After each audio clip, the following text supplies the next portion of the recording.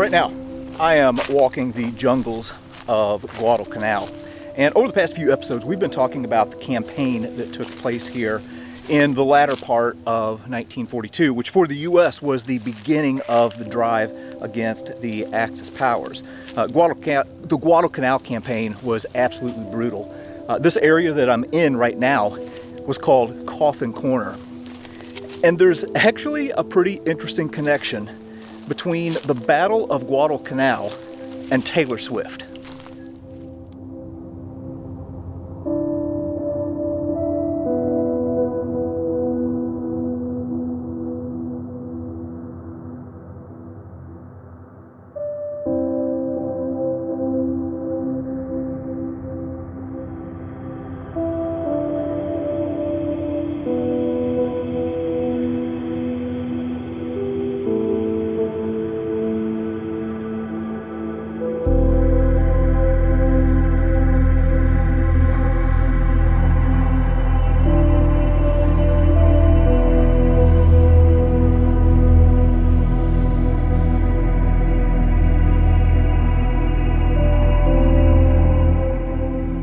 Following the Battle of Bloody Ridge, also known as Edson's Ridge, from September 12th to the 14th, a considerable lull descended across the battlefields of Guadalcanal.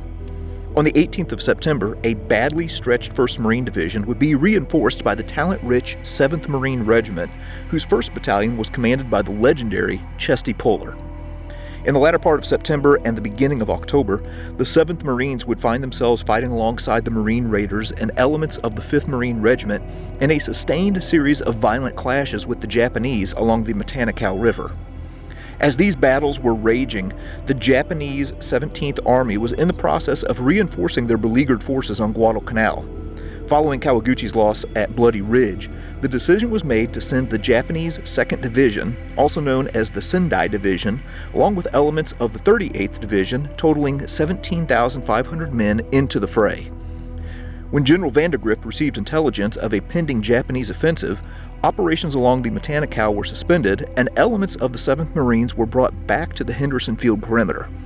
On October 13th, the U.S. Army would join the fight in Guadalcanal when the 164th Regiment of the Americal Division landed and added their numbers to the perimeter. On the 16th of October, the Japanese 2nd Division under General Murayama would begin their march through the jungle to advance on Henderson Field from the south. This force, which was divided into two wings, with the 230th Regiment making up the right wing and the 29th Regiment making up the left, found their journey to be exceptionally difficult as they hacked their way through the dense jungle. While Murayama's force was on the march, the Japanese 17th Army Artillery and elements of other battered regiments were tasked with distracting the Marines and keeping them pinned down along the Guadalcanal. On October 24th, with the 2nd and 3rd Battalions of the 7th Marines engaged at the Guadalcanal, Chesty Puller's 700-man 1st Battalion was forced to cover the entire 2,500-yard regimental front south of Henderson Field. To fill this front, one platoon was taken from each company to form a composite group, which was positioned along Edson's Ridge.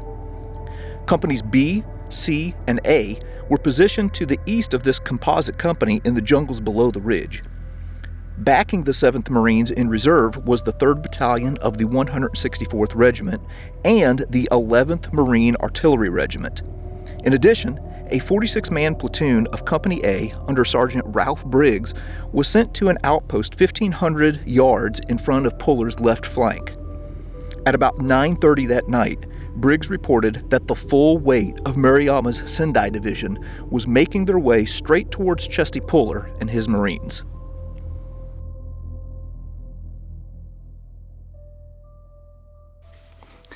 So we were just walking along through the jungle here and happened to have this big old Guadalcanal frog hopping along. Okay, now we're going to circle back. Oh my gosh, what am I running into? Something sharp. Holy crud. That's no good. All right, we are making our way further into the jungle here, And we are going to circle back to Taylor Swift here in a little bit, but we are with Dave Holland today, who is an expert on Guadalcanal, and he's going to talk about some of the actions that took place here in Coffin Corner. Real quick before we bring Dave in, I want to explain why this place was called Coffin Corner. If you'll look right here ahead of us, off to our right, you'll notice it's really thick jungle over here. And then off to the left, you'll see it's kind of like a tree plantation. Well, during the battle, these trees weren't here. This was all in kunai grass. And straight ahead of us, you can really kind of make out a line where the jungle ends and these fields of kunai grass begin. Well, this line goes all the way down for a ways and then kicks off to the left, forming a corner. This was the site of the heaviest Japanese attack during the campaign, hence the name Coffin Corner. All right, so we're at Coffin Corner now. So this is the area that was very prevalent in the Battle of the Henderson field, fought between the 24th and 27th of October, 42. So Coffin Corner, or the supply road at Coffin Corner, which I'm standing on now, was a jeep trail. The jeep trail was one of the avenues of approach to Fighter 1 and onto Henderson field.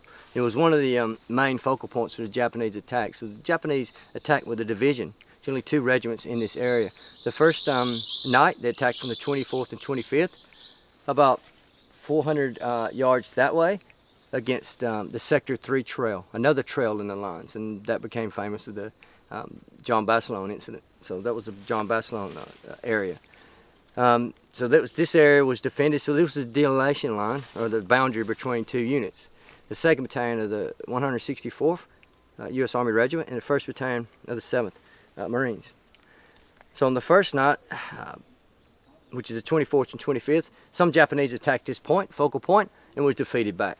But it was the 2nd night, as action, when the 3rd Battalion of the 164th U.S. Army Regiment came in and consolidated. 1-7 moved on the line, 3-7 moved in and joined up with the sister battalion. 3 of the 164th moved in and joined up with the 6th Battalion, 2nd of the 164th. So this area here, you had 2 37 millimeters on both sides. You had 50 calibers, you had 30 calibers, you had bunkers enclosed in the jungle line.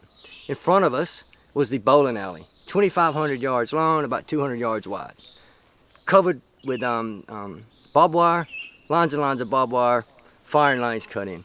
Vandergrift, this is the area actually called the Machine Gunner's Paradise. So on the night of 26th and 27th, the 16th and elements of the 29th Japanese regiments attacked this point here, the focal point. Wave after wave after wave, trying to reach this only route through the jungle. They know that the quickest way through the jungle is this focal point. Marine artillery smashed into the columns, coming in, decimating columns. Machine guns cut them off. Canister fire 37 millimeters smashed them. Japanese weren't able to penetrate.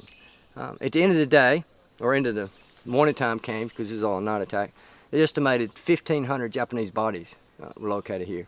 So this was the scene of the largest Japanese attack on the island, or in the campaign. Well, we just about had an incident here. Was walking through the jungle and almost wrapped my face around this dadgum spider. Now, you may be asking yourself, what does Guadalcanal have to do with Taylor Swift? When my daughter found out that I was coming to Guadalcanal, she said, hey, I think Taylor Swift's grandpa was there. She wrote a song about it. There's a song about, it's called Epiphany, and there are some lyrics in there talking about her grandpa.